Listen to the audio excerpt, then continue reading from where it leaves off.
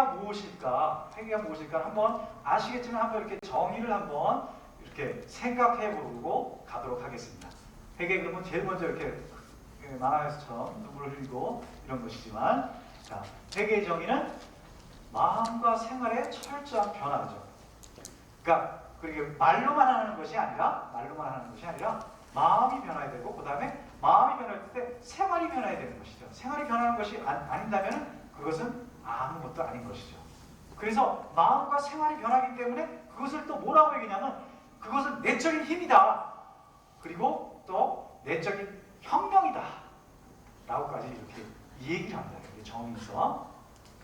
이게 회개 정의인데, 그렇다면 어원은, 이 회개라는 것은 어떤 어원이 있는가? 그것은 그 어원적 의미를 따져보면 우리말로 이렇게 사전적으로 이렇게 보면 이렇게 됩니다. 잘못을 뉘우치고 고치는 것이다. 뉘우침과 고침이 있는 것, 그죠?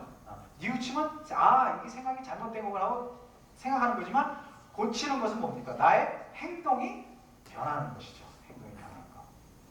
그리고 히브리말, 그러니까 우리 그 신앙이 그러니까 유대교 쪽에서 왔기 때문에 거기서 나오는 그 말들이 어떤 의미가 있는 것을 우리가 한번 알아보는 것이 좀 좋을 것 같아서 알아봤더니 샤브라고 합니다. 그래서 돌아서는 것이다. 회개의 의미는 돌아서는, 히브리말적인 의미에서는 돌아서는 것이라는 것이 있고, 그 다음에 니참이라고 해가지고 슬퍼하다. 돌아서는 것뿐만 아니라 슬퍼하는 것이 함께 포함되어 있는 것이 회개라는 겁니다. 그래서 그냥 잘못했다라고 생각하는 것이 아니라 내가 한 잘못에 대해서 그것을 갖다 이렇게 슬퍼하는 그런 마음이 있어야 되는 것이죠.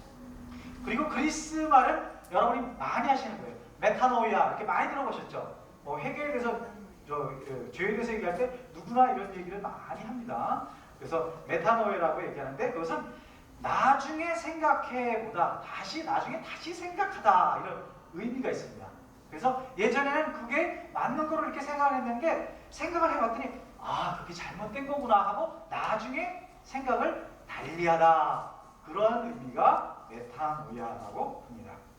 그리고 생각을 다르게 한다. 이전엔 내가 이게 옳다고 생각을 했는데 이제 봤더니 그게 아니구나. 그러니까 다른 생각을 한다. 그것이 메타노이아라는 뜻입니다. 그리고 이러한 것도 역시 그 마음과 그 다음에 가슴, 생각과 가슴이 변하는 것이다. 이러한 의미가 포함되어 있습니다. 이런 어원적인 것에서는. 그런데 이런 어원적인 것 안에서 그렇다면 성서적으로는 이런 어원을 갖고 성서상에서는 무엇을 얘기하는가? 성서에서는 전체에 회개라는 것을 어떻게 이해하는가? 그것은 하느님께로 돌아서는 겁니다. 하느님께. 그래서 이스라엘 백성이 구약에서 막 이렇게 잘못했을 때 뭐라고 합니까? 그 예언자들을 와가지고 하느님께로 돌아서라 라고 얘기를 하죠. 네? 이스라엘 백성들이 구약에서 자기들이 위험할 때, 자신의 그 민족의 그 어떤 국가가 그러니까 아시리아라든가 이집트 이런 데서 침공을 받았을 때는 위협을 느끼잖아요. 그때는 어떻게 돼요?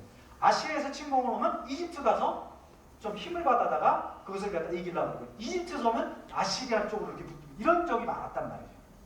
그랬을 때 예언자들은 너희들은 왜 하느님께 의지하지 않고 인간에 의지하느냐, 하느님께로 돌아서라, 이런 얘기를 합니다. 그래서 성서 안에서 그런 것들이 구약에서는 하느님께 돌아서는 것, 그것에 초점을 많이 두죠.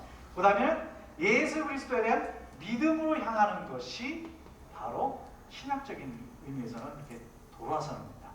회개입니다. 회개. 왜냐하면 예수 그리스도에 대한 믿음으로 돌아선다는 것은, 우리가 예전에는 하느님께서 우리를 사랑하신다 이런 부분들, 하느님이 전지전능하시다 이런 부분들을 갖다 구체적으로 알지 못했잖아요. 근데 우리가 예수님을 보면서